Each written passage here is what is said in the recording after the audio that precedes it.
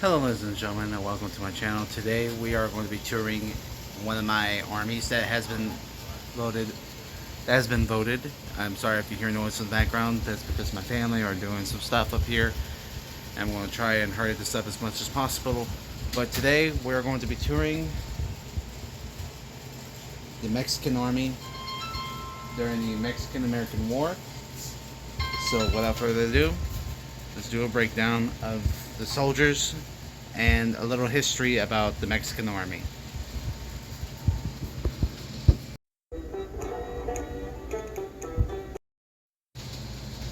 So this is the Mexican army. There are a ton of soldiers. I completely forgot the number of soldiers, but there's a lot of them.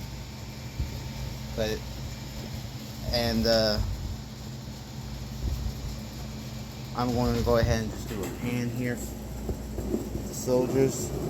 So I've organized them by position. As you can see, they have different positions and different styles, and we're going to do a breakdown of them. So the men on these are riflemen, skirmishers, actually, that are aiming upward because they were taking siege on a fort. And that particular fort is the Alamo, because these are soldiers from the Alamo set that I recently got in one of my eBay review videos. Now, the Mexican army was formed on September 16th, 1810, actually 1812, a few years before Napoleon was exiled, and soon after Napoleon was exiled, they would become a country. Now, they also had territory that was shared with the U.S. They used to own California, Colorado, New Mexico, Texas, and Nevada. But a group of Mexicans in the Texas territory revolted against the Mexican army, and the United States, in support, also joined the revolutionaries. And Santa Anna, which is this guy here, he was nicknamed the Napoleon of the West. He modeled himself, and he think big of himself as Napoleon. Now, he wanted to preserve Texas under Mexican territory and not let the Americans have it. So, in 1846, 1836, my brother corrected me. 1836, Santa Anna and his forces were marching towards Texas through Mexico. While they were marching on their way, an American by the name of Colonel William Travis was tasked by General Sam Houston, along with a volunteering force of 185 Texan revolutionary and militiamen, to defend a fort from the Mexican army. Now, among those men were a few famous real historical figures. Famous frontiersman / congressman David Crockett, famous knife fighter and brawler Jim Bowie, Captain Diggison, all joined with Travis to fight for one cause, and that cause is to have a stronghold on Texas and prevent Santa Anna from taking it over. Now, there is a song about the Alamo that I would also like to mention. It's from Marty Robbins. Marty Robbins was famous for his songs about gunfighting, Wild West, and stuff like that. But if you listen to Ballad of the Alamo by Marty Robbins, it tells you a brief summary of how it all led up to the Battle of the Alamo. The Battle of Alamo was one of the most remarkably last stands in United States history.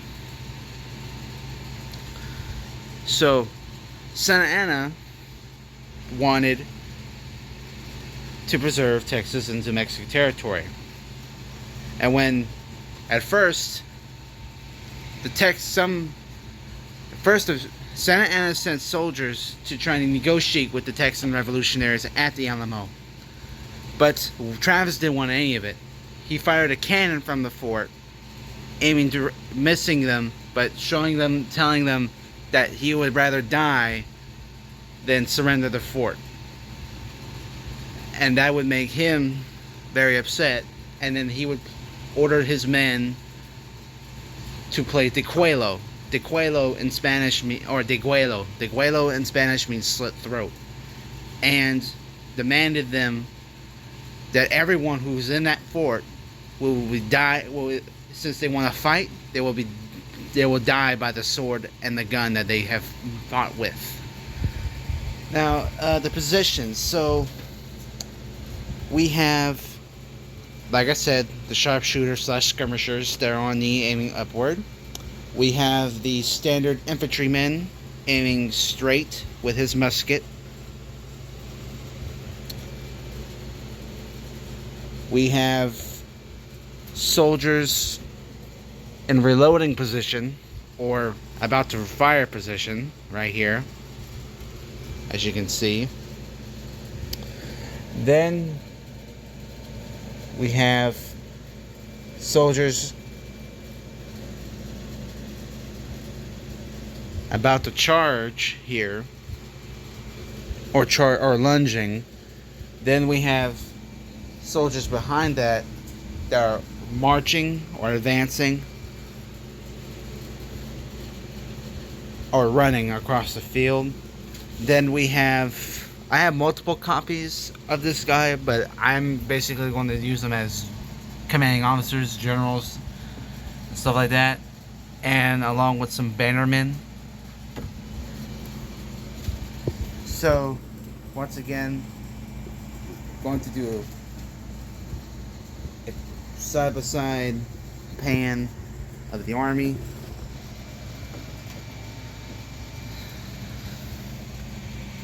And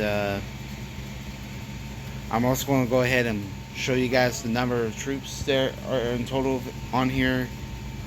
And then stay tuned for announcements, because I have some announcements to make in the end of this video.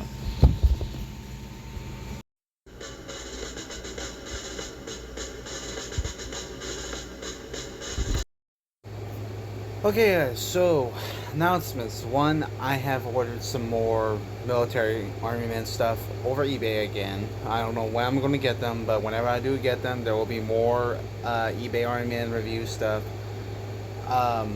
Since the Mexican Army has been toured today, I'll post another poll of another army that you guys can choose to be toured next. And I'll also probably, that's going to happen next. And I'm planning on doing another Q&A, maybe another Q&A video or something like that, but I don't really know yet. But as of right now, I don't think you guys really have much questions.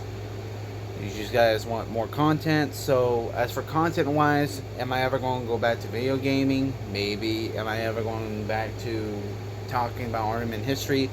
And if I'm ever going to do the Tanzanian Civil War Part 3. Now, Tanzanian Civil War Part 3, I'm still trying to figure out how am I going to do that, because, you know, I have limited space on my camera here on my phone, so I'm probably going to have to be a multi-series. Still trying to figure out what should I do, but other than that, it's still in progress, still is in the works. It will get worked on, but it's not going to be worked on anytime eventually. I just need to figure out how to plan it, how to get it set up and ready for when I do it. It'll be ready, it'll be done, and so forth. And that's basically much it. I appreciate you guys watching my videos. Appreciate the support. And without further ado, don't forget to like, comment, subscribe. And I'll see you guys next time.